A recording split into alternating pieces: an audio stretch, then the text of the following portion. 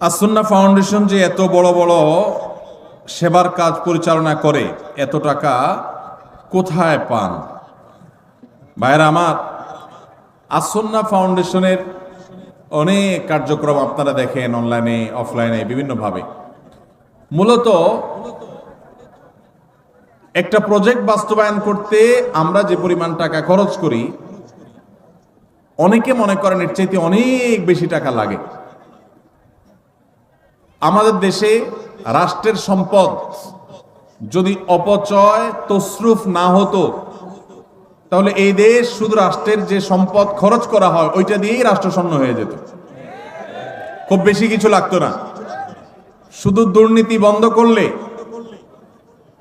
অপশাসন বন্ধ করা গেলে, অপচয় বন্ধ করা গেলে, রাষ্ট্রের টাকাকে যদি আমানত মনে করে কর্তা ব্যক্তিরা প্রতিটা টাকা চিবিয়ে রস কবি যেরকম বের করে নিজের পকেটের টাকাটার, ওইরকম রাষ্ট্রের টাকাটা যদি আমানত মনে করে খরচ করত, তাহলে যে পরিমাণ টাকা রাষ্ট্র খরচ করে তাতে রাষ্ট্রের আসলে তেমন কোনো সংকট থাকার কথা না।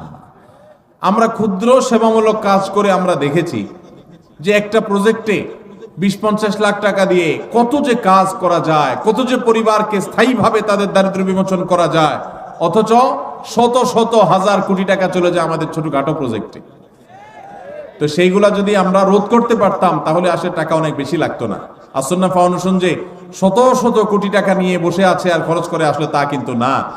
মূলত প্রথমত আল্লাহর বরকত, দ্বিতীয়ত হলো আমাদের একটা দীপ্ত শপথ আছে, সেটা হলো নিজের পকেটের টাকা খরচ করতে এত চিন্তা করব না, মানুষের দানের টাকা খরচ করতে যতবার চিন্তা করব।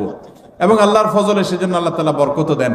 এবং সেই সাথে যেই টাকা আসে তার সবই হলো আপামর সাধারণ মানুষের টাকা, একেবারে মাছ পিপল, একেবারে সাধারণ মানুষের যে টাকা, সেটা দিয়ে আসুন্নাহ ফাউন্ডেশন চলে আলহামদুলিল্লাহ। আপনারা যারা যুবকরা আছেন, এলাকায় সেবামূলক কাজ করতে চান, অনেকে চান কি চান না আপনারা অনেকে হয়তো বলবেন, ভাই আপনার ফাউন্ডেশন থেকে কিছু আমাদেরকে শীতবস্ত্র পাঠিয়ে দেন, কিছু টাকা পয়সা দেন, কিছু আমাদের ত্রাণ দেন, আমরা এলাকায় কাজ করি। যুবকদেরকে বলতে চাই, আপনারা যদি এলাকায় সেবামূলক কাজ করতে চান, আপনার এলাকায় সেই সব সেবার কাজ শুরু করে দেন যেগুলোতে টাকার দরকার হয় না। এরকম কাজ আছে না নাই? আপনার এলাকাতে একটা রাস্তা ভাঙা, আপনারা 4-5 যুবক মিলে সেই রাস্তাটা, ভাঙা রাস্তাটা মেরামত করে দেন শারীরিক পরিশ্রম করে। সম্ভব কি সম্ভব না? আপনি যখন এই কাজটা করবেন, আল্লাহ আপনাকে এর চেয়ে বেশি কাজ করার তৌফিক দান করবেন।